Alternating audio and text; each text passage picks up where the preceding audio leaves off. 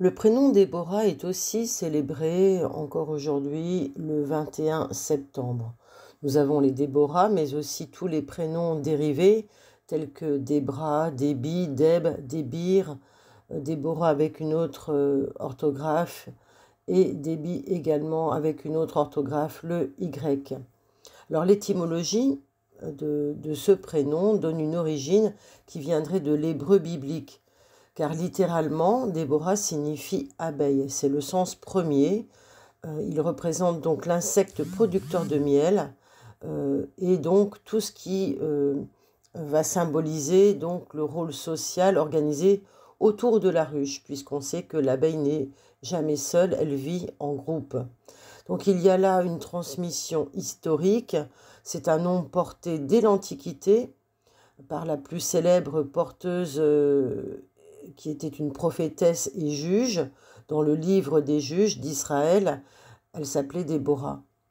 D'ailleurs, celle-ci célébra la victoire des Hébreux sur les Cananéens et ce nom va dépasser les traditions ensuite grecques, latines, pour arriver dans les langues européennes médiévales et modernes.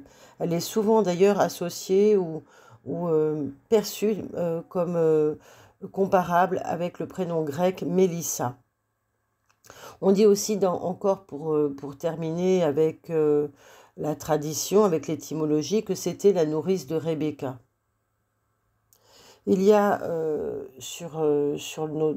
avec nos contemporains les puritains anglais qui ont mis ce prénom à l'honneur. On a eu le poète John Milton qui a nommé sa fille Déborah. Et puis Déborah, c'est aussi l'héroïne du roman d'Elizabeth Gaskell Cranford. Elle s'appelait Deborah Jenkins. Et ce prénom est revenu à la mode vers 1950. On a eu quelques actrices célèbres, dont Deborah Kerr, Debbie Reynolds et Debra Paget. Voilà pour cette étymologie, cette historique. Maintenant, au niveau de la symbolique et du transgénérationnel, je vous invite avant cela à me suivre en vous abonnant à cette chaîne, en likant ce podcast pour vous préparer à faire connaître le travail qui est réalisé sur cette chaîne et à le partager sur vos réseaux sociaux. Je vous en remercie. Au niveau donc de la symbolique, alors nous avons parlé de l'image clé qui est l'abeille.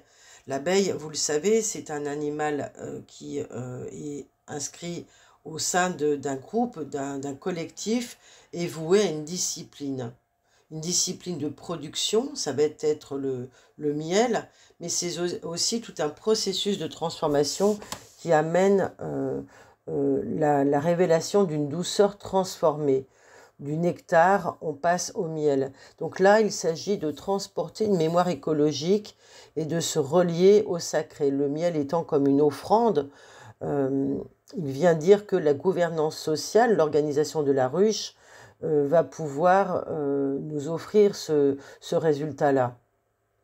Et donc, au niveau personnel, on pourrait dire aussi que Déborah, l'abeille, bénéficie de toutes les qualités, réunit en elle toutes ces qualités, mais aussi, c'est intéressant, elle réunit la qualité de l'éloquence, de la capacité à briller par son éloquence.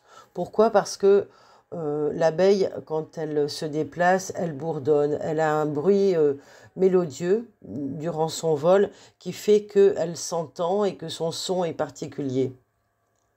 Donc cela va se traduire par la qualité de l'éloquence pour les Déborah. Et puis au niveau de la figure biblique, eh bien, on peut ramener la prophétesse et la poétesse guerrière qui avait le chant de la victoire. Donc c'est quand même une incarnation d'autorité également, une autorité féminine légitime. On peut lui voir aussi dans les qualités et dans le symbole un commandement éclairé. Dans toute ruche, il y a une reine des abeilles, il y a une stratégie et une capacité à unir la communauté autour d'un but commun. Donc ça peut être un lead que va posséder Déborah ou va devoir retrouver Déborah. L'archétype synthétique, c'est la reine ouvrière inspirée, c'est l'autorité nourricière, c'est le leader qui orchestre plutôt qu'il ne domine par une force brute.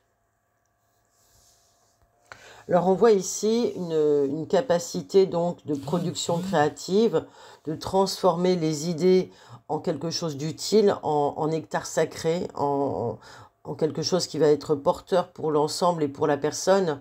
Donc il y aura tout cela à découvrir dans le projet Sens des natives. Mais ce projet Sens va quand même nous amener à travailler sur une ombre et ce qui circule au niveau du transgénérationnel dans les lignées, c'est une transmission de rôle. Il faudrait voir justement dans quelle thématique s'inscrit Déborah dans cette lignée familiale, dans cette lignée féminine. Est-ce que cette demande implicite de l'arbre généalogique peut être une expectative, c'est-à-dire on demande à cette native d'organiser, de protéger, de remplir vraiment une fonction peut-être d'organisatrice, voire de médiatrice, quelqu'un qui va prendre en compte l'ensemble du collectif. Parce que cette mémoire familiale peut être nous renvoyer à des récits d'exil, des récits de résistance, des récits d'épreuves au niveau militaire, au niveau religieux pour cette lignée. Donc l'héritage émotionnel va réveiller certainement des loyautés invisibles de devoir, maintenir l'harmonie peut-être de cette fameuse ruche familiale. Et aussi, en même temps, on pourrait dire qu'il y a une demande d'un acte de libération. Peut-être que cette descendante est choisie pour redéfinir quelque chose qui va libérer le clan.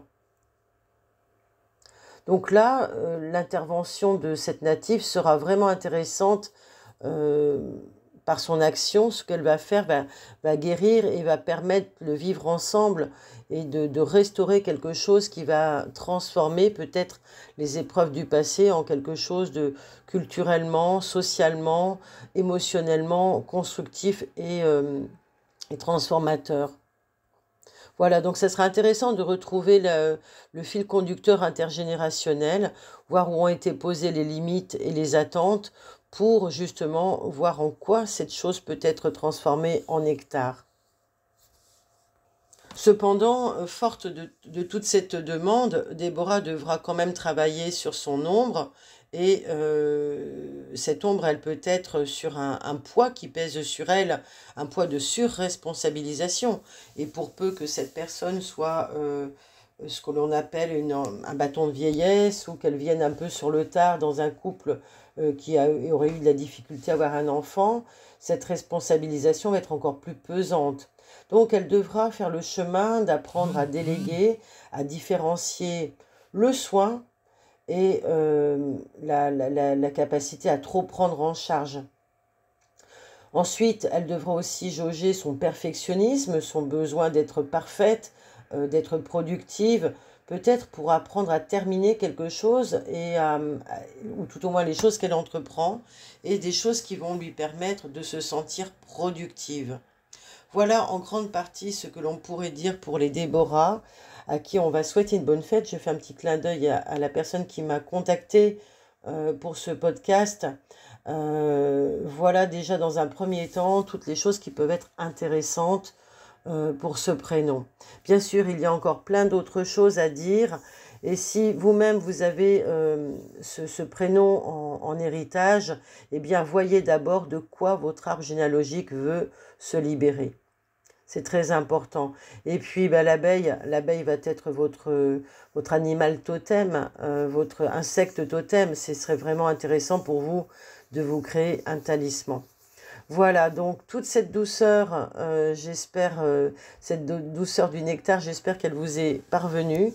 Merci à vous en tous les cas pour votre soutien à cette chaîne, le partage de ce travail sur vos réseaux sociaux. Je vous retrouve pour d'autres podcasts. À très bientôt.